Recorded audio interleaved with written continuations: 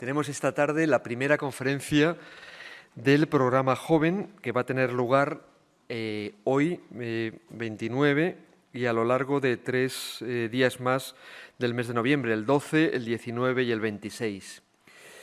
Eso de poner títulos y hacer ciclos de conferencias es algo relativamente nuevo o es algo absolutamente nuevo en el Museo del Prado. Antes hacíamos esos ciclos que pretendemos seguir haciendo porque estamos profundamente satisfechos de su resultado sobre las obras o los artistas del museo, pero hoy vamos poco más allá. Lo que pretendemos es cada vez dar un mejor servicio dentro del Museo del Prado, insistiendo en cuestiones que consideramos de gran interés. Y una de ellas, como por otra parte resulta muy fácil de entender, es la de atraer el joven talento al Museo del Prado. Lo hacemos a través de muchas formas y una de ellas es precisamente la que tenemos aquí. No voy a hablar mucho del programa Joven porque la persona que me sigue en el uso de la palabra, José Riello, va a hablarles a ustedes más que yo de en qué consiste este programa. Únicamente voy a insistir en un punto del mismo y son las razones por las cuales hemos contratado estos 4 jóvenes talentos para que hablen a lo largo de estas 4 conferencias que les planteamos a ustedes y que espero que les guste este proceso de renovación del Museo del Prado que llevamos a cabo los sábados, pero que también, si ustedes tienen por costumbre venir al Museo del Prado a las conferencias de los miércoles, pues también habrán notado que se están renovando en el concepto, ¿no? Esa idea de contratar a un profesor de prestigio para que encargue a 4 profesores de prestigio la realización de 4 conferencias sobre el arte y la ciencia, por ejemplo, que es lo que tiene ahora mismo lugar, pues me parece que supone una brillante renovación de nuestra propuesta de conferencias.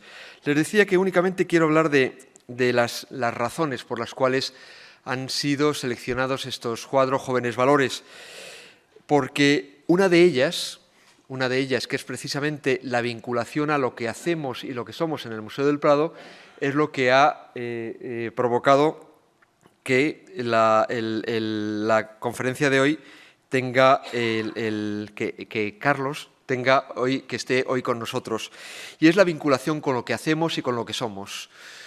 Su conferencia está vinculada con la del Renacimiento, el Renacimiento, que es nuestra gran exposición, Nápoles y el Renacimiento español, que es la gran exposición que tenemos ahora mismo en el Museo del Prado, antes de que llegue la próxima, que será sobre Zóbel.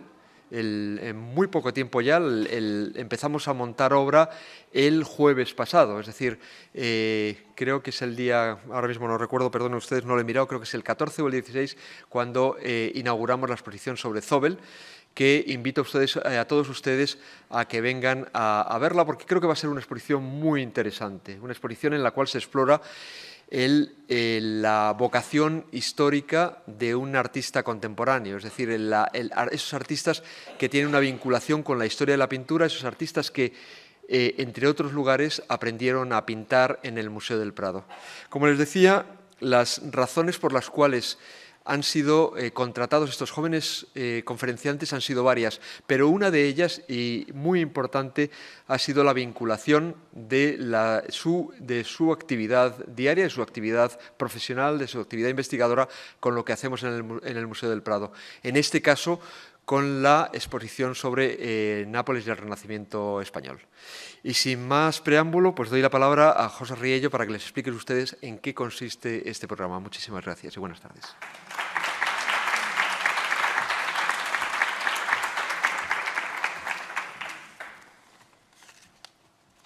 Buenas tardes y bienvenidos. Déjenme que les cuente cómo nació esta actividad, a cuya primera conferencia han generosamente asistido ustedes esta tarde, y déjenme contarles precisamente por el carácter excepcional de la actividad y no por cómo nació, pues al fin y al cabo lo hizo de una manera muy informal, distendida diría yo, que parece que es el modo en que nacen las cosas excepcionales, casi como si fuera sin querer, como si tuvieran que suceder, y por el hecho mismo de suceder. Había venido yo al Museo del Prado un día del último mes de febrero, porque formaba parte del elenco de ponentes de un congreso dedicado a la memoria y la obra de Julián Gallo, un importantísimo historiador del arte español. Y durante uno de los almuerzos, Javier Arnaldo, el director del Centro de Estudios del Museo, me comentó que estaba pensando en organizar un ciclo de conferencias consagradas al estudio de artistas u obras que forman parte de las colecciones del Prado, que durante este otoño fueran impartidas por algunos de los más destacados jóvenes investigadores que hubieran terminado sus tesis doctorales recientemente o que estuvieran en las últimas fases de su redacción. Y Javier Arnaldo me ofreció formar parte del proceso de selección. Obviamente me pareció una idea estupenda y aquí estoy orgulloso de haber formado parte de esta aventura. Y orgulloso por una cuestión para nada insignificante.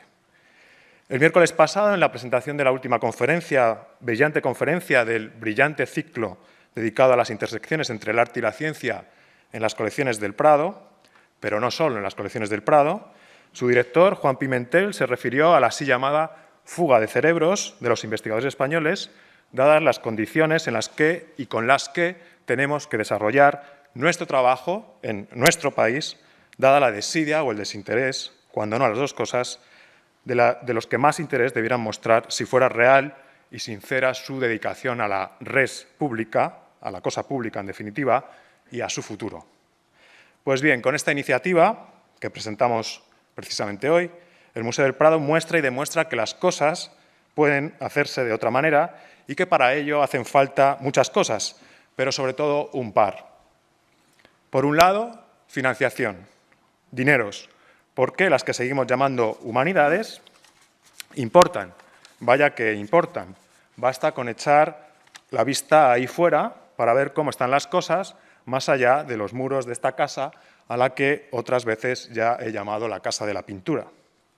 Por otro lado, hace falta voluntad, una voluntad férrea que es la de los responsables del Museo del Prado, que es una institución pero constituida obviamente por personas, que son las que la hacen. Seguramente todos estamos de acuerdo en que los jóvenes investigadores se vayan, abran los ojos y el resto de sus sentidos, que aprendan y experimenten y vivan, pero que luego vuelvan y nos lo cuenten y trabajen aquí con unas condiciones cuando menos aceptables para desarrollar sus carreras profesionales y compatibilizarlas con su vida personal, siempre arrumbada entre las tareas del día a día, la burocracia, los trabajos de todos los días, cada día. Y que vuelvan estos jóvenes, además, con una frescura que aún les caracteriza y que aún los mantiene a salvo de los sinsabores y las deslealtades que las hay, y no pocas, del mundo académico español, y que nos contagien a todos esa franqueza que ya dejamos atrás o que pretendemos mantener aún, quizá no con mucho éxito, precisamente por lo difícil que es soslayar los sinsabores y las deslealtades que las hay, y no pocas, en el mundo académico español. Tal vez fueron esa frescura y esa franqueza la que llevó a casi 80 jóvenes investigadores a enviar sus propuestas para ser seleccionados en este primer ciclo de conferencias del programa Joven, 80 propuestas que ofrecen un panorama de lo que está interesando en este momento a las nuevas generaciones de historiadores del arte. Signo de los tiempos, por supuesto, han estado muy presentes los estudios de género, masculino y femenino, con intereses sobre la vestimenta y la joyería o la codificación de los gestos y del lenguaje corporal, las convenciones sobre el mundo de la infancia, el papel desempeñado por las mujeres de la dinastía Habsburgo o las artistas mujeres. También hubo otras propuestas sobre los monarcas o la monarquía católica, de los reyes católicos a Alfonso XII, o sobre la repercusión de sus representaciones en los virreinatos americanos. Los investigadores jóvenes también se muestran interesados en cuestiones relacionadas con el análisis iconográfico de figuras como Lucrecia, Isaac, José o Eneas, tanto como por la historia del Museo del Prado como institución, desde el papel desempeñado por sus empleados a la dispersión de sus colecciones, el papel que tienen las exposiciones temporales o la repercusión de sus colecciones en la práctica artística contemporánea, de Lorca y Dalí al equipo Crónica o Jorge Semprún, cuando no ofrecen estudios concretos sobre las colecciones del arte medieval o de la escultura italiana del siglo XVII.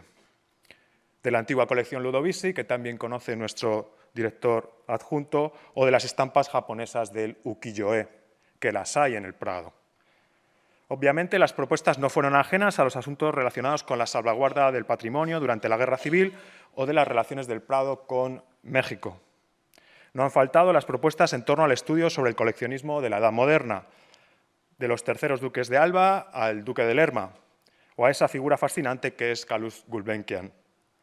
También se inclinan, como no podría ser de otro modo en la actualidad, a los estudios más relacionados con la llamada historia cultural, desde los asuntos religiosos a los problemas derivados o relacionados con el otro, del Magreb, originarios del Magreb, a los gitanos, a los enanos y bufones, a los judíos, así como la relación de las colecciones del Prado con el cómic, la representación de la enfermedad o de aquellos que intentan curarla, esto es, los médicos, la vinculación entre pintura y escritura, sin soslayar la dimensión política de las manifestaciones artísticas como el fusilamiento de Torrijos y sus compañeros. No podían faltar tampoco entre todas esas 80 propuestas, casi 80 propuestas, estudios concretos de artistas concretos de Botticelli y Bruegel, a Goya y Sargent, pasando por Cristóbal García Salmerón, Valdés Leal, Zurbarán, Antonio Palomino o Mengs. Todas, cada uno a su modo, eran ideas oportunas e interesantes, pero había que elegir entre la ingente cantidad de propuestas que recibimos y el tiempo que asignamos al desarrollo de esta actividad, que quizá, ojalá, cabría extender a otras convocatorias en próximos años. A veces las propuestas eran demasiado genéricas, otras veces demasiado específicas, no se definían los objetivos o no se relacionaban tan estrechamente con las colecciones del museo como pretendíamos, que es lo que caracteriza a las 4 conferencias seleccionadas, como decía el director adjunto, y que desde hoy hasta el día 26 de noviembre nos tendrán ocupados durante 4 sábados de otoño. Las seleccionadas lo han sido por la relevancia de sus aportaciones, por su vinculación con las colecciones del museo y por su oportunidad, dada su relación con las recientes incorporaciones o modificaciones de las salas de exposición de la colección permanente o con las exposiciones temporales programadas para el próximo año. El 12 de noviembre, Daniel Aquillué presentará su conferencia sobre la representación de los sitios de Zaragoza durante el siglo XIX. El 19 de noviembre, centenario del museo, por cierto, celebración del año de su inauguración, Patricia Manzano analizará el papel desempeñado por las copias en la producción de Juan Bautista Martínez del Mazo, quien fuera discípulo y yerno de Diego Velázquez. Y finalmente, el 26 de noviembre, Elena Escuredo abordará el estudio de las pinturas de Pedro de Campaña que han venido a sumarse a las colecciones del museo en los últimos tiempos. Hoy nos acompaña Carlos Enrique Navarro Rico, quien, coincidiendo con la muy valiente exposición temporal Otro Renacimiento, artistas españoles en Nápoles a comienzos del Cinquecento, analizará a Diego de Tiedra, un artista casi desconocido que estuvo especialmente interesado por las novedades que de Italia trajeron a la península ibérica artistas de la talla de Bartolomé Ordóñez, Diego de Siloé, Alonso Berruguete o Pedro Machuca. Carlos Enrique Navarro Rico es licenciado en Humanidades por la Universidad de Alicante y en la actualidad ultima su tesis doctoral, que nos contaba que va a depositar en apenas 3 semanas, en la Universidad de Valencia, bajo la dirección de la profesora Yolanda Gil Saura. Ha realizado estancias de investigación en las universidades de Cagliari y Complutense de Madrid y hoy compartirá con nosotros sus investigaciones sobre la escultura del siglo XVI en España. Después de su conferencia nos trasladaremos los dos a la mesa para establecer un pequeño coloquio, un brevísimo coloquio al que les invito también a quedarse, que supongo que interesará al menos la mitad de lo que nos va a interesar la conferencia de Carlos Enrique. Cuando quieras, muchas gracias.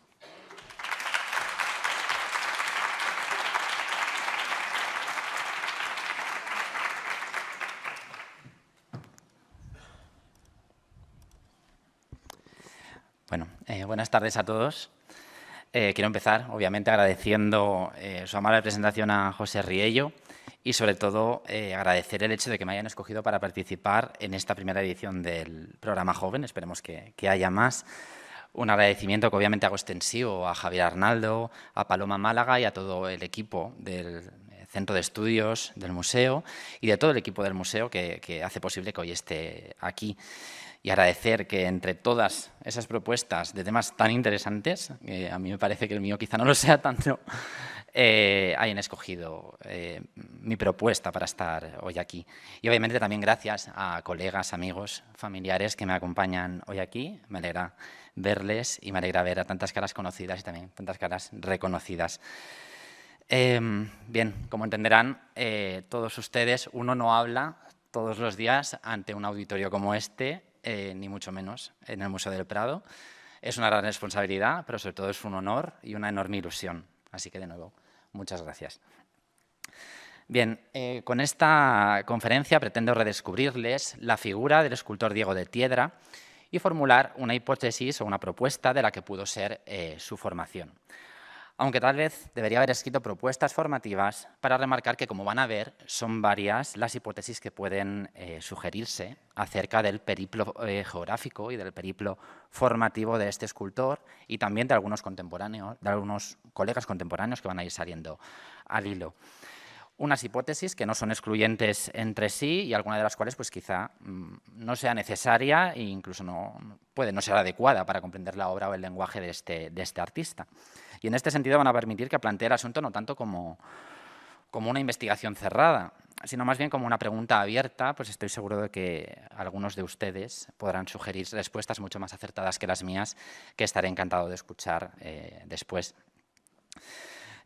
Antes de entrar en materia, precisamente para entrar en materia, quisiera dedicar unos momentos a reflexionar acerca de dos asuntos historiográficos muy relevantes para esta ponencia y a la vista está que también para la historia del arte actual. El primero es el de la consideración de Diego de Tiedra como un aguilucho del Renacimiento. Como ustedes bien sabrán, me disculpan la evidencia, fue el pintor, escritor y viajero Francisco de Holanda quien incluyó a 4 españoles entre los artistas italianos que por su excelencia y altos vuelos eran conocidos como águilas por sus contemporáneos. Se trataba de Pedro Machuca, Alonso Berruguete, Diego de Siloé y Bartolomé Ordóñez. Los 4 efectivamente habían estado en Italia.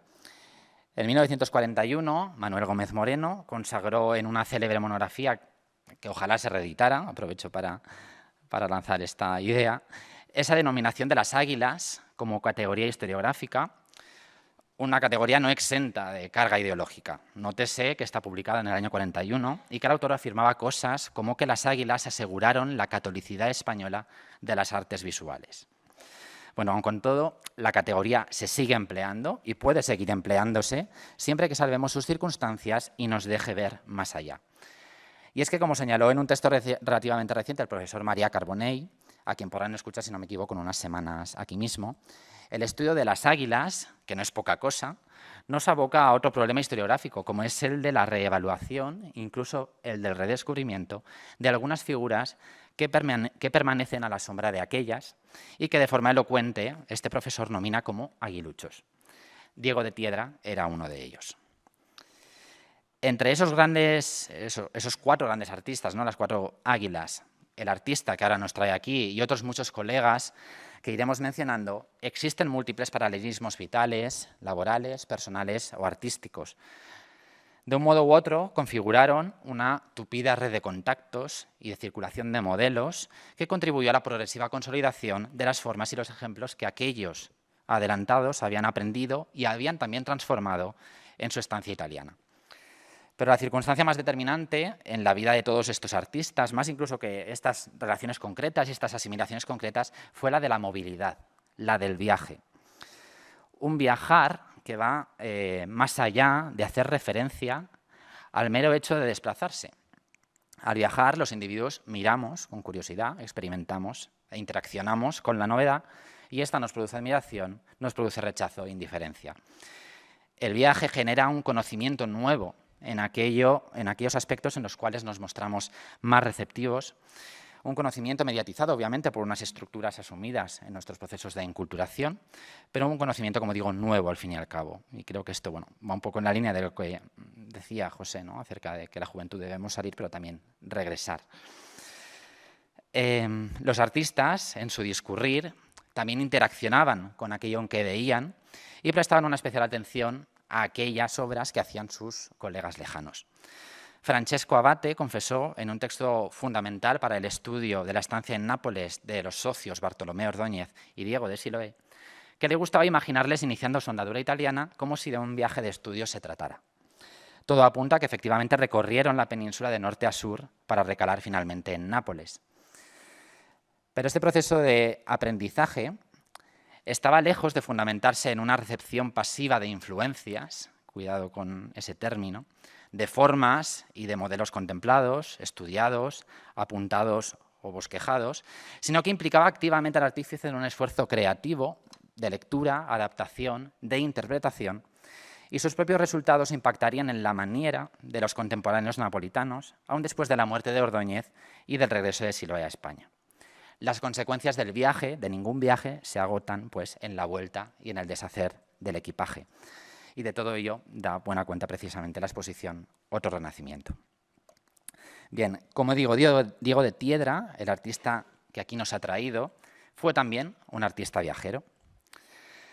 Su apellido, tomado del topónimo de un municipio vallisoletano, y la noticia de que tenía un hermano avecindado en Toro, permitió a la profesora María Luz Rokiski suponerle un origen próximo a aquellas latitudes y sugerir también una aproximación al entorno burgalés de Diego de Siloé. De forma muy reciente hemos dado a conocer unos apuntes documentales que le sitúan ya en Valencia a finales de 1528 o a lo largo de 1529, donde estuvo al menos hasta noviembre de 1533, no sabemos si de forma permanente.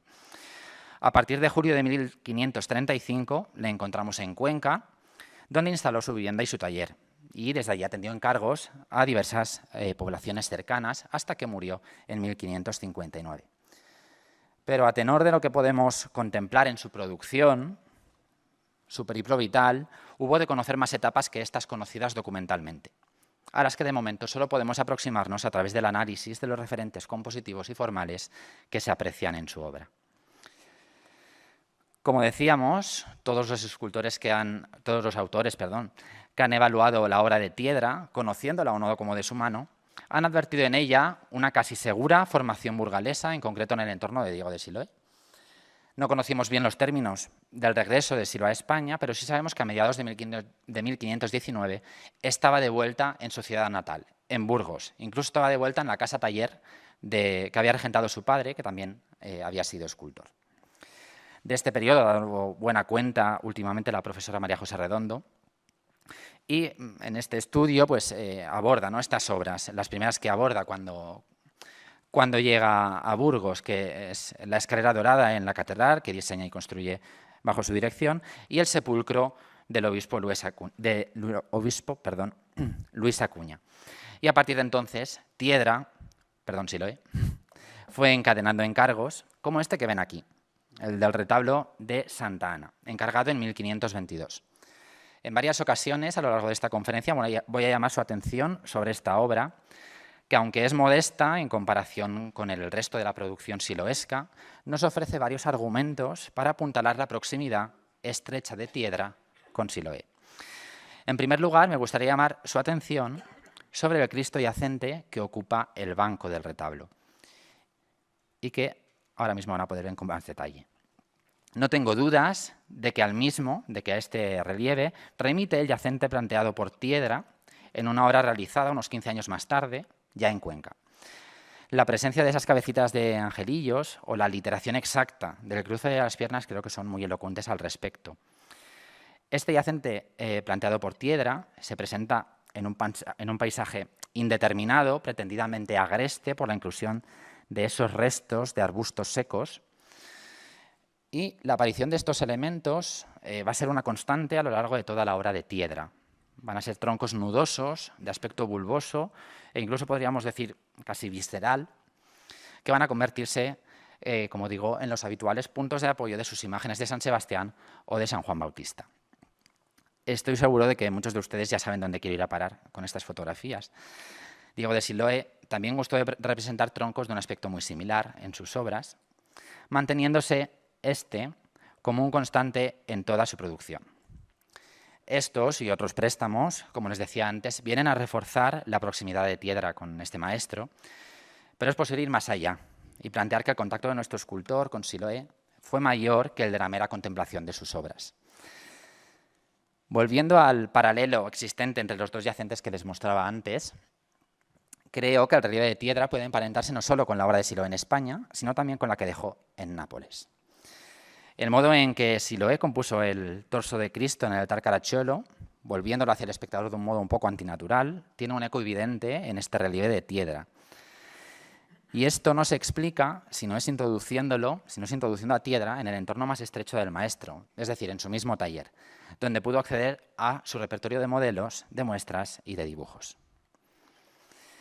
Creo que en este sentido hay otro paralelo bastante significativo. En los años de su posterior estancia valenciana, Tiedra realizó este conjunto que representa el episodio evangélico del Noli Tangere. Y en él lo vemos reinterpretando el gesto del Cristo resucitado que Siloé esculpió para la referida capilla Caracciolo. Igualmente quisiera que se fijaran en un detalle de esta imagen, en concreto en la imagen de María Magdalena arrodillada a los pies de Cristo y en la manera tan particular en la que un mechón divide el rostro de la oreja.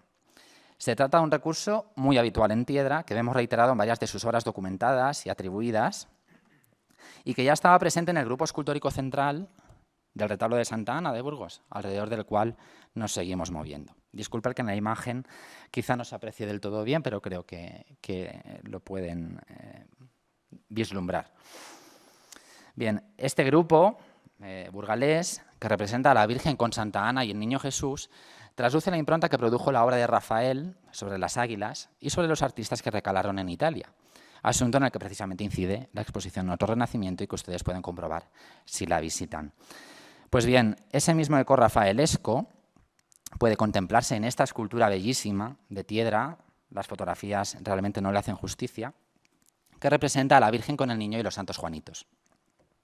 Como digo, el tono, el ritmo compositivo, la delicadeza gestual, la interacción entre los personajes remiten al maestro italiano e incluso la manera en que se ha concebido la figura del Niño Jesús recuerda de forma inquietante a la famosa composición de Rafael para la Virgen del Pez, que Tiedra pudo conocer a través de los apuntes conservados por Siloé de su estancia napolitana.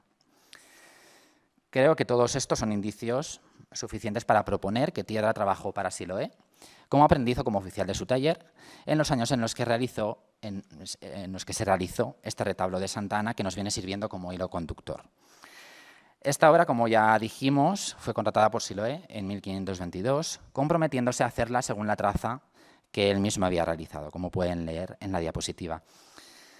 Gómez Moreno advirtió, no obstante, que el papel de Siloé habría acabado ahí, en el trazado de los diseños, puesto que el resultado de las piezas concretas le parecía obra de taller. Pero ¿quiénes eran esos artistas que trabajaban a la sombra del maestro? Bien, Juan de Balmaseda fue un escultor, al parecer de origen vasco, nacido hacia 1490, pero formado en Burgos hacia 1514-1515, en el círculo de Nicolás Vergara el Viejo. Entre 1516 y 1518 parece que estuvo trabajando para Giraldo de Bruselas, en el retablo mayor de la Catedral de Oviedo, y en 1519 se hallaba en Palencia realizando el remate y las esculturas de su catedral, del retablo de su catedral, perdón. Pero en 1520 aparece de nuevo en Burgos y parece que allí permanece hasta 1524. Durante este tiempo, a decir de Camón Aznar, su arte se impregna de semejanzas con el estilo de Diego de Siloé, y la bibliografía se ha inclinado por considerar que pudo colaborar con él en las obras que emprendió por entonces, a tenor de los paralelismos que entre ambos son manifiestos. Especialmente característico de este diálogo entre ambos escultores es el acabado de los cabellos con esos tirabuzones tan densos y apelmazados que el mismo Camón llamaba bucles húmedos y que igualmente vamos a ver reproducidos en la obra posterior de Diego de Tiedra, ya en Cuenca, aplicado sobre todo a las figuras masculinas barbadas con un mayor o menor nivel de concreción o de finura en su tallado. De nuevo, son maneras de hacer que nos retrotraen al retablo de Santa Ana de Burgos, donde la imagen de San Bartolomé presenta el cabello y la barba tallados de este modo. Y de nuevo nos obligan a plantear la presencia de Tiedra en el taller siloesco, muy probablemente compartiendo tiempo y espacio con Juan de Balmaseda. La cuestión queda planteada y estoy convencido de que la investigación de las formas de trabajo y los personajes que nutrieron este obrador podrá dar gratas sorpresas en el futuro. Además de escultor, nuestro Diego de Tiedra ejerció también como arquitecto. En 1537, ya en Cuenca, contrató la traza y la construcción de una capilla para el canónigo Eustaquio Muñoz, que Chueca Goitia consideraba, fíjense, por sus bizarrías, una fantasía extraña, inquieta y tormentosa, hija de un temperamento desorbitado y quimérico, una de las obras más accidentadas del estilo manierista, delirio de una mente cáustica y aborrascada. Yo no sé si Fernando Chueca acertó definiendo así al pobre Tiedra, aunque hay noticias que apuntan a que tenía bastante mal genio este maestro. Pero bueno, sirvan estas palabras para ilustrar la originalidad de la capilla, de la cual yo lo que quiero destacar es la capacidad proyectiva de Tiedra. Pues la planteó con una serie de oblicuidades y de correcciones ópticas. Aquí pueden ver cómo el marco arquitectónico del comulgatorio está sesgado con respecto al plano del muro, lo cual implicaba que el vano debía trazarse y construirse, como ven también en la fotografía, en esviaje, digamos, en oblicuo, cerrándose además con ese dintel capialzado, es decir, con ese dintel que aparenta ser un arco con uno de los frentes más elevado que el otro, y esto demuestra cierta habilidad en Tiedra en cuanto a arquitecto. Y de hecho, contamos con un testimonio extraordinario de esa habilidad, porque el famoso arquitecto Andrés de Vandelvira, aunque ya muchos años más tarde y por otra obra diferente, que es la base de esta iglesia de Montalbanejo, Vandelvira, como decía, dijo acerca de Tiedra que había sido el encargado de dar trazas y moldes anchos y altos, de modo que había actuado como aparejador de la obra. De modo que esto demuestra que Tiedra tenía nociones de estereotomía y de geometría descriptiva, es decir, del despiece de la piedra, ¿no? Tenía esta capacidad también.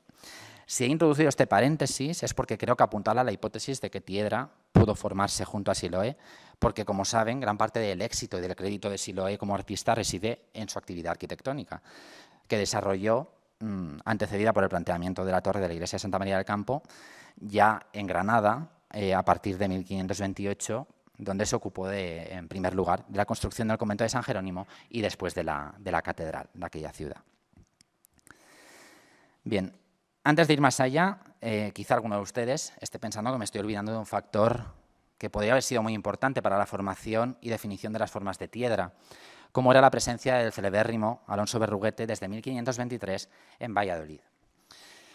Es indudable que entre Siloé y Berruguete hubo contacto personal y también artístico, que los expertos han venido concretando en la adquisición selectiva y consciente por parte de Berruguete de algunos préstamos formales de Siloé.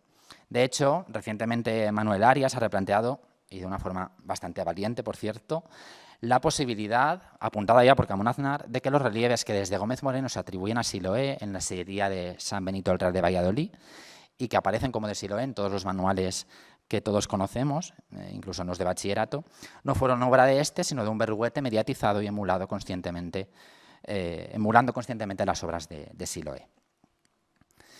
Con lo cual, no podemos descartar que Tiedra tuviera algún tipo de contacto con las obras o el taller de Berruguete. Algunos de los rasgos que ya hemos comentado en la producción de Tiedra podrían haberse consolidado en una contemplación de la obra de Berruguete. E igualmente hay algunos perfiles, ciertas actitudes expresivas que apuntan en esta dirección y, de hecho, espero poder profundizar en ello en próximas revisiones, pero de momento no puedo ofrecerles una hipótesis consistente al respecto.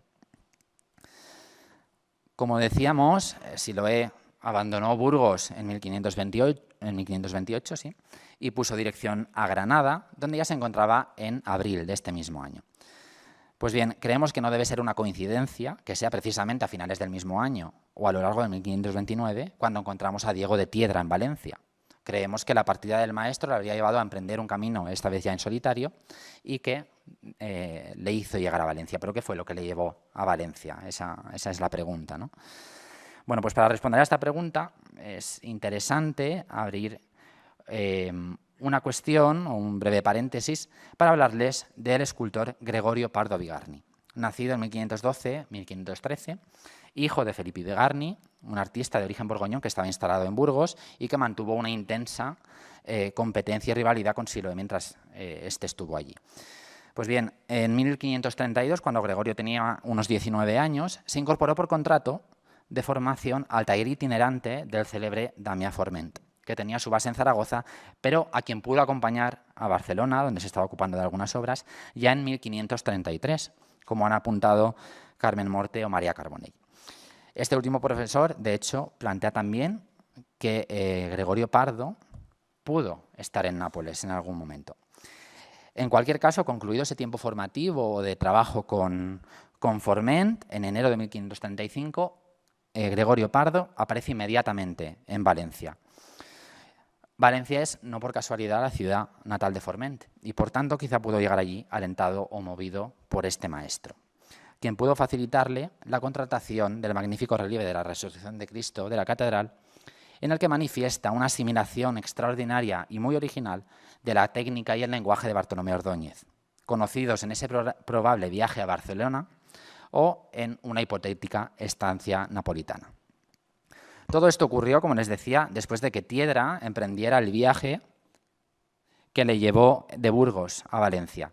Pero quizá el camino de Pardo nos pueda servir de ejemplo y sea un reflejo del seguido anteriormente por su colega. Así las cosas, podríamos plantear como hipótesis la posibilidad de que al abandonar Burgos, Tiedra fuera en busca de la contemplación de las obras de Damià Forment, de esas obras que había dejado diseminadas por todo el entorno aragonés y también por Cataluña, o que incluso fuera a su encuentro, pues en aquel momento Forment se encontraba en el monasterio de Poblet construyendo su gran retablo de alabastro. La empresa resultaba del todo atractiva para un escultor como el nuestro y precisaba de un gran número de oficiales, y no es descabellado pensar que de haber tenido noticia de ello, pues Tiedra hubiera querido aproximarse al taller del maestro valenciano. Los magníficos resultados que va a obtener posteriormente en el tallado del alabastro Tiedra confirman una aproximación estrecha a los condicionantes materiales impuestos por este tipo de piedra, que es de una ductilidad diferente a la del mármol. Fíjense, por ejemplo, en el grado de verosimilitud que alcanza en el esculpido de las vísceras del San Vicente que ven a la izquierda, que brotan de las heridas que se le han infligido durante el martirio, o en la calidad de las texturas de los textiles en el tondo superior de Santa Inés o en la barba de San Jerónimo. La posible estancia en Poblet podría haber abierto la puerta a una posible visita a Barcelona, donde Tiedra podía haber contemplado los relieves de Bartolomé Ordóñez y Jean Mont para la sillería del coro.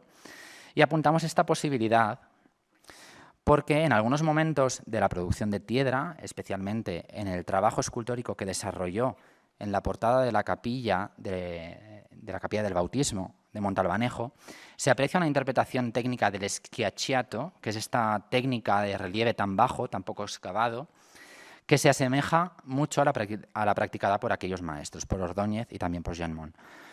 Ahora bien, Tiedra podría haber desarrollado esta destreza ya en el taller de Siloé y en el mismo podría haber tenido acceso a dibujos y apuntes de las formas características de Ordóñez sin necesidad, en principio, de un contacto directo con las mismas. Sobre estos relieves no quiero dejar pasar la oportunidad de señalar la opinión que también tenía Andrés de Vandelvira sobre los mismos, pues cuando acudió a valorar la obra y dijo aquellas palabras sobre Tiedra arquitecto, dijo sobre estos relieves que valían mucho más de lo que se le había pagado al maestro, viéndoles una calidad que por desgracia hoy no podemos percibir de forma completa dada la erosión de la piedra, y eso que las fotografías que les muestro son fotografías de hace ya bastantes años. En cualquier caso, y recapitulando lo que llevamos dicho, creemos que Diego de Tiedra se formó y trabajó en su juventud en el taller de Diego de Siloé, junto a otros artífices como Juan de Balmaseda, y el rastro de ambos podía tratar de buscarse en las obras contratadas por el maestro en aquellos años 20. Como oficial de su taller, Tiedra pudo obtener alguna aproximación a las obras de Alonso Berruguete, instalado a partir de 1523 en Valladolid, aunque sus modos de hacer ya se encontrarían bastante consolidados como para acusar un gran impacto de este maestro. Cuando Siloé emprendió el viaje que le llevó a Granada, Tiedra debió decidir emprender un nuevo camino en solitario y quizá en él pudo contemplar alguno de los conjuntos que Forment había realizado en Zaragoza o en otros muchos puntos del ámbito aragonés, o incluso intentar incorporarse a su taller, como haría unos años después Gregorio Pardo. Por otro lado, en el taller de Poblet, hacia 1528-1529, que es cuando hipotetizamos, ¿no?, que pudo pasar por allí Tiedra, se hallaba en este taller Luis Muñoz, un joven escultor valenciano, como Forment, hijo de un artista con el que Forment debía mantener un contacto bastante fluido. El caso es que este joven Luis regresó a Valencia precisamente en 1529, probablemente para colaborar con su padre en una obra que acababa de contratar y que debía construirse plenamente en el alabastro, que es la capilla de la Resurrección de la Catedral que ven en esta fotografía. La construcción de la capilla fue concertada en junio de 1529 y el escultor Luis Muñoz, el padre de este colaborador de Forment, y el platero Bernat Joan Cetina contrataron su diseño y su trazado, así como la dirección de las obras, que serían materializadas en cuanto a la cantería y la albañilería por Joan Baptiste Corbera y un maestro francés llamado Jacques. Bien, como pueden ver, se trata de un dispositivo arquitectónico magnífico, además me van a permitir la expresión de un total sincretismo, porque en él confluyen toda la experiencia y la técnica de la estereotomía, de la proyección de la piedra y del corte de la piedra del gótico valenciano, de una gran complejidad, y que esa complejidad se muestra en el trazado de estos arcos esviajados. Como digo, esta tradición se sincretiza con una articulación formal plenamente renacentista o al romano, como se llamaba en la época. En el remate superior se proyectaron 4 imágenes, de las cuales se conservan 2 que representan a la Virgen y a San José y que serían realizadas por Luis Muñoz, el padre y el hijo. Pero la capilla estaba diseñada para recibir un gran relieve que mostrara la resurrección de Cristo. Puede que fuera a través de Luis Muñoz o de Forment que Diego de Tiedra tuviera noticia de esta obra y sintiera interés por ella, pero la cuestión es que después de construirse el dispositivo arquitectónico, la obra quedó paralizada hasta 1535, que fue cuando se contrató a Gregorio Pardo Bigarni, como ya dijimos. Bueno, pues volviendo un poquito atrás en el tiempo, ya les he dicho varias veces que Tiedra aparece en Valencia en 1528-1529, en ese margen de tiempo. Esta que ven aquí es la primera noticia documental que tenemos sobre Tiedra, no solo sobre su estancia en Valencia, sino también sobre su vida. Es la primera noticia que tenemos sobre él.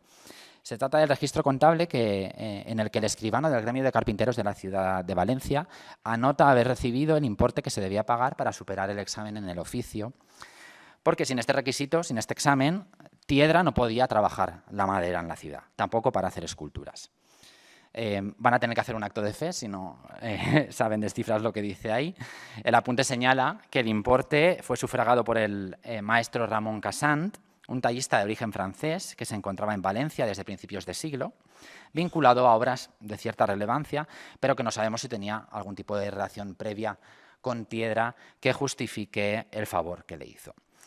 En cualquier caso, la nota también señala que el examen no se llegó a realizar, y es que, aunque era un requisito necesario para poder elaborar piezas de madera, como digo, también esculturas, formar parte del gremio también obligaba a cumplir numerosas reglas y también con algunos pagos, lo cual muchos artífices forasteros que llegaban a Valencia y no estaban introducidos dentro de sus círculos laborales intentaron evitar a lo largo de los siglos, aunque la verdad es que siempre sin éxito. Bien, no obstante, Tiedra pudo trabajar en la ciudad sin problema, al menos que sepamos, no tuvo problemas que sepamos, al dedicarse a la talla de imágenes y de retablos de piedra y de alabastro. Pues se le conocía, de hecho, como mestre de fer imatges de alabastre, cuando contrató en enero de 1533 esta representación de San Vicente arrojado al muladar, de la que ya les he mostrado antes algún detalle. El encargo se conoce desde hace siglos, pero no se había relacionado de forma definitiva con este escultor hasta fecha muy reciente. Lo recibió el encargo de la Cofradía de los Sastres, que tenía a San Vicente por su santo patrón, y estaba destinado a su capilla corporativa, que estaba dispuesta en el lugar donde se creía que se había enterrado al mártir. De hecho, el conjunto se entendía como una representación de la sepultura del mártir. Y se haría siguiendo las trazas dadas por el escultor, aunque solo conservamos, como digo, la imagen vicentina.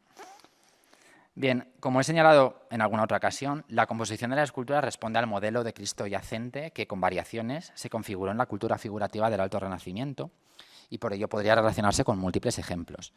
Las concomitancias existentes no implican un conocimiento directo de aquellas obras por parte de Tiedra, sino la circulación de unos modelos a través de dibujos y de bosquejos. Durante sus años en Valencia, Tiedra, aunque no sabemos exactamente cuándo, realizaría también la portada del convento de monjas dominicas de Santa María Magdalena, del cual se conserva este alto relieve, que también les he mencionado antes, y que muestra el episodio evangélico del Noli Me Tangere. Esta pieza la hemos atribuido muy recientemente al escultor, gracias a que en ella se observan las características básicas de su producción. Algunas ya se las he adelantado antes. La forma bulbosa del tronco que aparece tras María Magdalena, o el modo en que se separa el rostro de la oreja, con esos mechones de apariencia húmeda, como decíamos antes, pero también los rasgos fisionómicos que presentan las figuras responden a la manera que Tiedra tuvo de componerlas. El 12 de noviembre de 1533, cuando estaría acabando ese encargo de los sastres, esa figura de San Vicente, Diego de Tiedra superó por fin su examen en el gremio de carpinteros, de modo que debía estar más o menos convencido de dedicarse al entallado y a la realización de esculturas y de retablos de madera. Y quizá llegó a realizar alguna de estas piezas, pero de momento este es el último vestigio que tenemos de su presencia en Valencia. En un momento indeterminado de 1535, Diego de Tiedra ya se encontraba en Cuenca, donde desde ese momento hasta que muere en 1559 desarrolla una actividad intensísima y muy variada, que con el tiempo le granjearía una muy buena posición económica y social, a pesar de que, como he dicho antes, no tenía, al parecer, un carácter demasiado fácil. La primera noticia que tenemos es que entregó a la autoridad municipal este diseño para una fuente, y fueron estos roleos vegetales acabados en forma de garra, entre otros elementos, los que advirtieron a la profesora Rokiski de la deuda de Tiedra con lo siloesco, que es la hipótesis que hemos venido a replantear con nuestra conferencia. Tal vez podríamos dejar aquí la charla, ¿no? Pero mi objetivo es también redescubrirles la figura de nuestro protagonista, y no me resisto a mostrarles un par de sus mejores obras. En 1537, apenas año y medio, 2 años después de haber llegado a Cuenca, ya debía ser un artista bastante reconocido en la ciudad, pues recibió un encargo importante, que es la construcción de la capilla de los Muñoz, esta que ven en las fotografías, de la cual antes hemos visto la fachada comentada por Chueca Goitia. En el frontis del comulgatorio se encuentran 2 esculturas de San Juan Bautista y San Jerónimo que el mismo Chueca veía ascéticos, secos como sarmientos. Van a permitirme estas citas porque creo que son hermosas, ¿no? en la lectura que hacemos de la historiografía también. Bien, pues el aspecto del segundo, de San Jerónimo, y del tronco en el que se apoya recuerdan al célebre relieve atribuido a Siloé de la sillería de San Benito el Real, ese modelo que antes comentábamos, ¿no? que Tiedra pudo conocer de forma directa o indirecta, porque siempre lo tuvo muy presente. Como ven, también el interior de la capilla está cubierto por 2 bóvedas vaídas, completamente casetonadas, que están repletas de bustos y de angelitos tallados.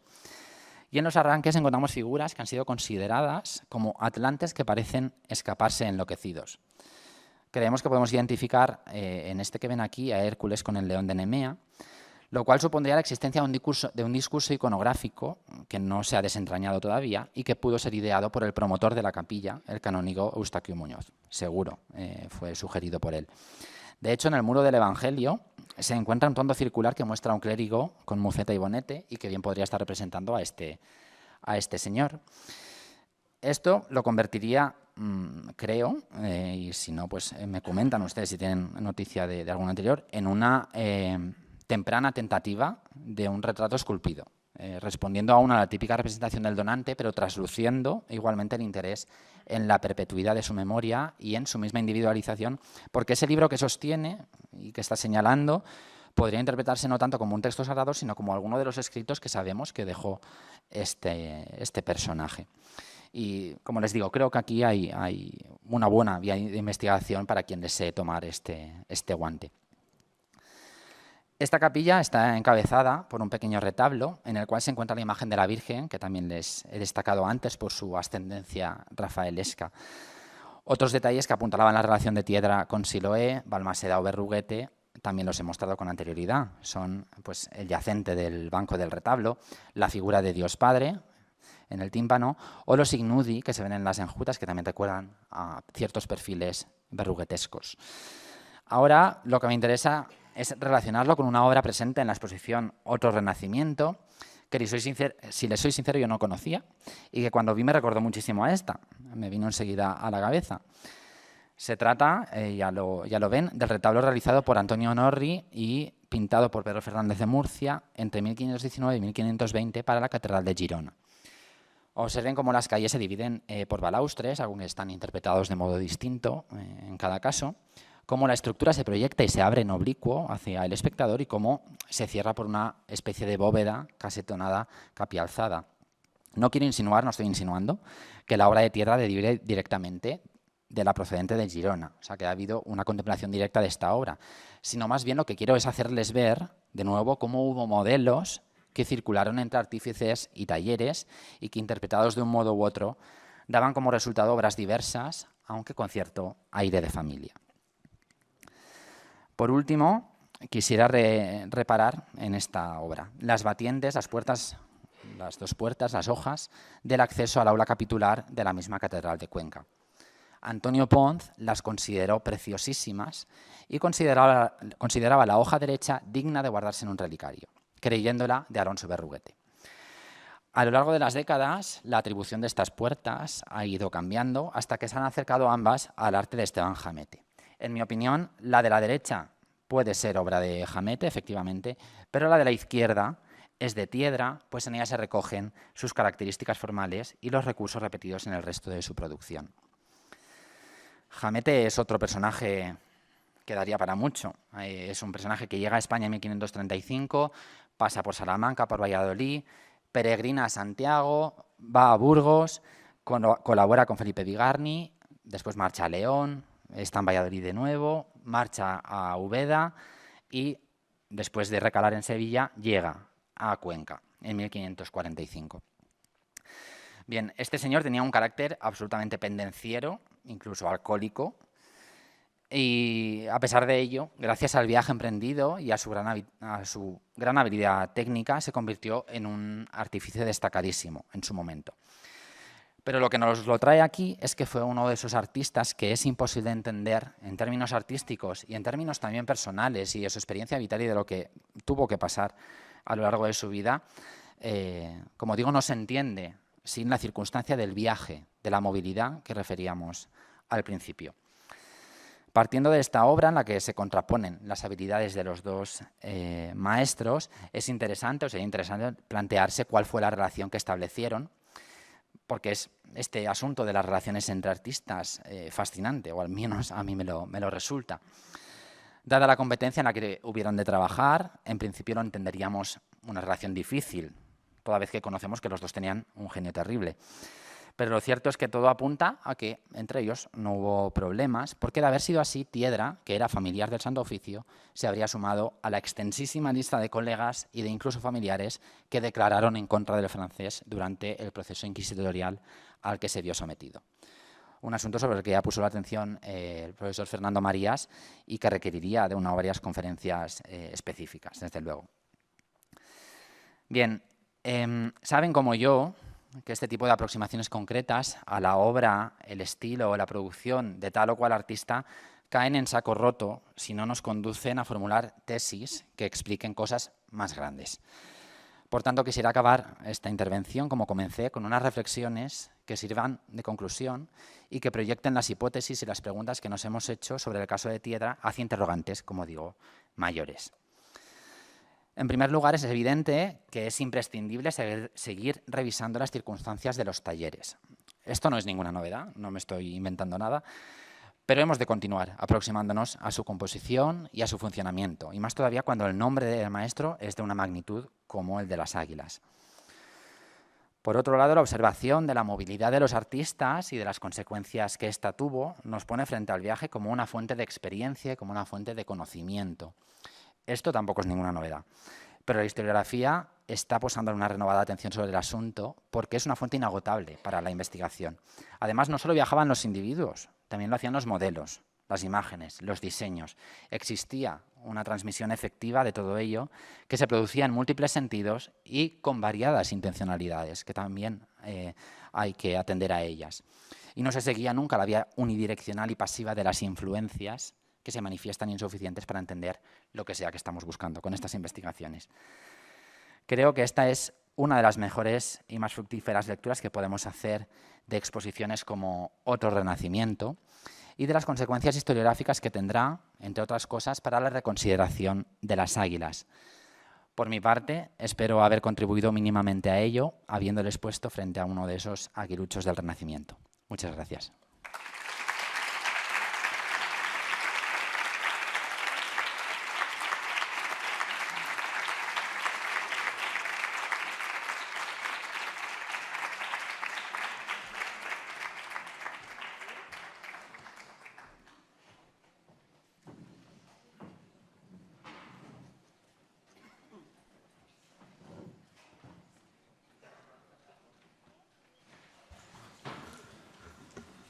¿Está activa? Sí.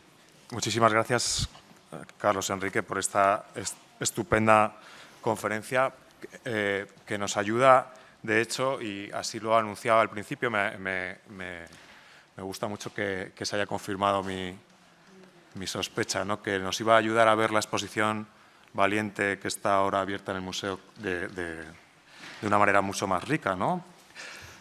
Mucho más rica porque la exposición es compleja, como ha sido tu propia ponencia, ¿no? Has hablado del viaje y, de hecho, yo, más que hablar de Tiedra como un aguilucho, casi hablaría de un vencejo, ¿no? Porque las águilas son muy animales territoriales, el vencejo está continuamente moviéndose, ¿no? Y además no tendría este componente peyorativo que tiene el término aguilucho, sobre el que voy a volver al final. El viaje, la relación entre artistas, como decías ahora al final, los paralelismos formales tan importantes en tu ponencia como lo son en la exposición, la importancia del obrador, sobre la que voy a volver también, los términos, por ejemplo, tan importantes como aparejador o arquitecto, que han constituido un debate fundamental en la historiografía española de los últimos 50 años, y no exagero, o el asunto de los materiales, ¿no? Son todos asuntos de una complejidad extraordinaria que han salido muy bien trabados en tu ponencia, en tu hilo conductor, vertebrando la ponencia, y sobre los que podríamos estar aquí discutiendo o conversando durante buena parte de la tarde, incluso de la noche, pero no vamos a hacer esto, ¿no? Entonces, sí que voy a centrarme, si te parece, en algunas cuestiones que sí me parecen relevantes y que además creo que ayudan a ver tu ponencia desde otro punto de vista y además ayudan, como decía, a ver la exposición desde otras perspectivas. Por ejemplo, me ha interesado muchísimo la relación de esos viajes con algo que me parece que está olvidado o arrumbado en la historiografía, que son los modos de producción. Es decir, que estos artistas trabajaban con unos materiales, con unas técnicas, con unas maneras de relacionarse entre ellos, como tú decías, muy precisas, modos de producción que de alguna forma partían de una inercia consuetudinaria, de una costumbre que voy a llamar ahora medieval, ¿no? Por referirme a una cuestión cronológica, pero sin ningún tipo de connotación peyorativa, una inercia consuetudinaria medieval que, de hecho, yo pues me anima a pensar en una larga Edad Media, ¿no? Es decir, que lo que llegamos otro Renacimiento es como, bueno, sí, con respecto a las cuestiones formales o a las adopciones de lo que se siguen llamando el estilo, y ojalá alguna vez nos desprendamos de la historia del arte como historia de los estilos, pero digamos que como eso se va asimilando sobre unos modos de producción que siguen siendo modos de producción anteriores, ¿no? Podría ser un asunto a tratar, pero es pues, probablemente muy complejo y incluso a mí me faltarían datos para poder llevar a cabo esa conversación. Pero sí que me interesan dos cuestiones, ¿no? Casi tres, te diría. Más allá de estos problemas materiales, de estos problemas formales, de estas cuestiones de los modos de producción, ¿cuál es la relación de Tiedra con sus clientes o patrones? Porque lo que me interesa o me interesaría señalar ahora en la historia del arte a las alturas de 2022, que es la que desarrollas tú, la que a mi modesta manera desarrollo yo, nos interesa más de un punto de vista, si queréis, de historia cultural. ¿Cuál es, en definitiva, el trasfondo ideológico de esos clientes, esos patronos? En definitiva, el mundo religioso, que está siendo profundamente revisado últimamente. ¿Por qué su obra es esencial, la de Tiedra, me refiero, esencialmente religiosa? Ha sido al final de la ponencia cuando has dicho que es familiar del Santo Oficio y solamente has citado a un cliente, ¿no? Que es este de la Capilla de Cuenca y que establece a Tiedra, ¿no? como un artista que está en plena sintonía con, parece, ¿no? la vertebración ortodoxa del asunto, pero que en realidad estamos sabiendo últimamente que en la España del siglo XVI pues no era tan así como le hubiera gustado a la historiografía anterior. Sí, bueno, gracias, José. La relación de Tiedra con sus clientes, creo que lo ha apuntado, ¿no? Es de verdad un campo por explorar, precisamente por las cuestiones que tú has apuntado, porque era familiar del Santo Oficio, porque tiene clientes de una elevada cultura, clientes que sabían lo que estaban pidiendo, y por eso, bueno, pues he destacado esa Capilla Muñoz, ¿no? Como el síntoma de que hay un ideólogo detrás que le está pidiendo cosas muy concretas a Tiedra. Y la cuestión de la ortodoxia, la verdad es que no lo quería introducir en esta conferencia porque es un tema que daría para mucho, por eso también he mencionado el asunto de Jamete, y también porque Tiedra, en una de sus obras, que no he puesto fotografía, refleja, bueno, mentira, sí, he puesto una. Representa a Dios Padre con una iconografía bastante peculiar, abrazando una cruz. Y bueno, habría que indagar mucho acerca de cuáles eran las fuentes que se le estaban proveyendo a Tiedra para que él representara ese tipo de imágenes. O si siendo familiar del Santo Oficio, a qué fuentes se le estaba dando acceso para que él hiciera eso. Desde luego es fascinante, pero bueno, he preferido mantenerme más. Sí. Bueno, es una cuestión que creo que enriquecerá en el futuro la propuesta que nos has hecho esta tarde. Hay otra cuestión que has citado casi de puntillas, porque es muy espinosa, obviamente, y que vertebra también la exposición de otro renacimiento, que es el asunto de la influencia, ¿verdad? Que siempre la entendemos de la influencia de un maestro sobre unos discípulos o de unos maestros sobre otros, y que Michael Baxandall ya advirtió de que era primero un error gramatical, no porque uno no influye sobre otro, sino que es el sujeto paciente el que es influido, ¿no? Claro. De alguna manera, y además porque el que es influido toma de esas influencias supuestas lo que quiere, ¿no? y lo hace de una manera consciente y con una, ahora decimos, agenda precisa, ¿no? Con unos objetivos o con unas pretensiones determinadas. ¿Qué es, en ese sentido, lo que te parece que debiéramos de modificar en nuestro uso del término influencia, ¿no? Siloe influencia sobre Tiedra, o Bartolomé Ordóñez influencia sobre otra de las águilas, o Miguel Ángel influencia sobre estos artistas, cuando en realidad sabemos que son los sujetos supuestamente pacientes los que están haciendo elecciones que en muchas ocasiones también conllevan juicios de valor a propósito de la obra de los artistas que se supone que están influyendo sobre ellos. Por un lado, lo que podríamos hacer es dejar de emplearlo. Quizás sería una buena alternativa. Pero bueno, se puede emplear siempre que lo utilicemos sabiendo qué es lo que estamos diciendo. Y también teniendo en cuenta que las influencias o esa agencia que le atribuimos al artista no siempre responde a sus propios objetivos. Hay un cliente que le está pidiendo algo y quizás le esté diciendo muy posiblemente quiero que se parezca a esto, con lo cual esa opción por representar algo como lo estaba haciendo otro maestro también es algo que nos tenemos que cuestionar.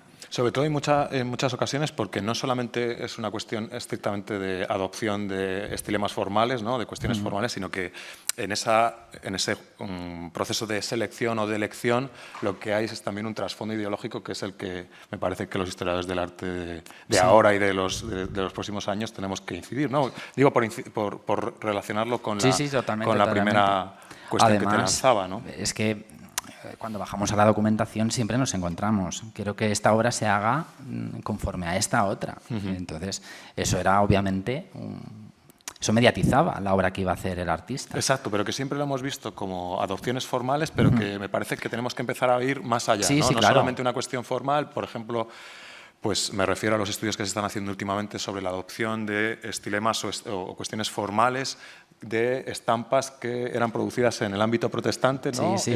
Y que en cambio eran retomadas por artistas que se supone que estaban trabajando en un entorno ortodoxo desde el punto de vista religioso, pero que en realidad estaban utilizando estampas que, a pesar de que las autoridades no quisieran, pues circulaban, ¿no? Es una cuestión muy chula y que creo que en la que hay que incidir, pero a veces, y ya me sincero un poco como investigador, no sé dónde acaba el artista y dónde empieza el cliente, ¿no? Entonces, a veces es es difícil enfrentarse a eso porque no sabes cuándo ese préstamo al cual se le puede atribuir una intención latente, una intención que no es evidente y que no es solo la formal, ha sido una cuestión deliberada por parte del artista o por parte del cliente.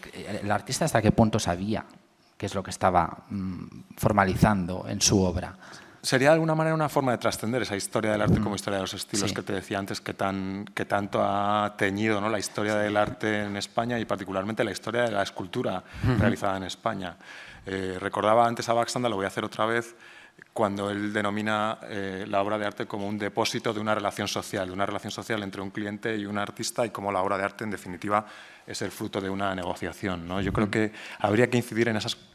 ¿Hasta dónde podemos llegar en esa negociación que sin duda se produjo, ¿no?, entre el cliente de la Capilla de Cuenca, por ejemplo, y Tiedra? Y por no robarte más tiempo a ti, ni más energía, ni más tiempo a nuestro público, voy a volver sobre la cuestión inicial, que yo creo que es muy importante, porque además tiene una sección específica en la exposición y tenía una presencia muy importante en tu conferencia desde el título, ¿no?, que es eso del aguilucho, tomando la denominación del profesor Carbonell, ¿no?, aguilucho, que además aparecía en tu título, entre comillas y en cursiva. Sí. Efectivamente, como decías, es un término este de águilas del Renacimiento que crea Francisco Holanda y que retoma Manuel Gómez Moreno en 1941 en un contexto ideológico muy importante, en un libro muy importante en ese contexto ideológico, ¿no? Pero sí que me gustaría recordar que Holanda llama águilas a los pintores, fundamentalmente. Son 19 los pintores que están incluidos bajo la táboa dos famosos pintores modernos a que ellos llaman águilas, ¿no? Sí. Y lo interesante de la jugada, de la estrategia que pone Gómez Moreno en marcha en ese momento, insisto, ideológicamente muy importante, es toma a los 4 nacidos en España, 2 de ellos en Burgos, uno en Paredes de Nava, ¿no?, y el otro, pues, Paredes de Nava, 2 en Burgos, es igual, pero nace en el territorio que seguimos llamando España, pero que en realidad, si Gómez Moreno hubiera llevado el término águilas con toda la congruencia y hasta sus últimas consecuencias en los términos de Holanda, habría tenido que añadir no solamente a esos 4 españoles, sino a los 34 que vienen detrás, claro, ¿no? Y que no solamente eran pintores, que era lo que quería certificar Holanda, ¿no?, como águilas, que se refiere sobre todo a los pintores y no tanto a otros artistas. Además de querer coger a los 4 españoles, ¿no?, y ponerles y diferenciarles de eso, de todos esos, también era una manera, creo, de darle fortuna historiográfica a Diego del Siglo, que a él le encantaba. Sí, no, de hecho el libro de Gómez Moreno ha sido denominado monumento, ¿no? Probablemente lo sea. Tú proponías una reedición incluso, pues ojalá que llegue a con un prólogo crítico, con una introducción crítico, que nos llame la atención a propósito de qué momento se crea ese término de águilas y cómo de alguna forma tenemos también que negociar nosotros con los términos historiográficos que fueron acuñados en momentos determinados, pero que seguimos utilizando a veces con mucha alegría. Sí, porque, no sé, creo que en esto coincides conmigo, porque la revisión historiográfica también resulta fascinante y creo que volver a leer y volver a encontrarnos con este tipo de textos, aun a pesar de sus carencias, en fin, no tanto carencias, no son carencias, son otras condiciones, pues creo que nos sirve mucho a nosotros para ver cómo se ha construido la disciplina, ¿no? Sin ninguna duda, ponencias como la tuya, la exposición de otros renacimientos, si no la han visto, les animo a verlas, pues promueven esta renovación, que ojalá que siga adelante. Por nuestra parte, diría que es todo. Muchísimas gracias por su presencia hoy aquí. Les esperamos en 2 fines de semana con una nueva conferencia de un nuevo joven investigador como lo es Carlos Enrique Navarro Rico.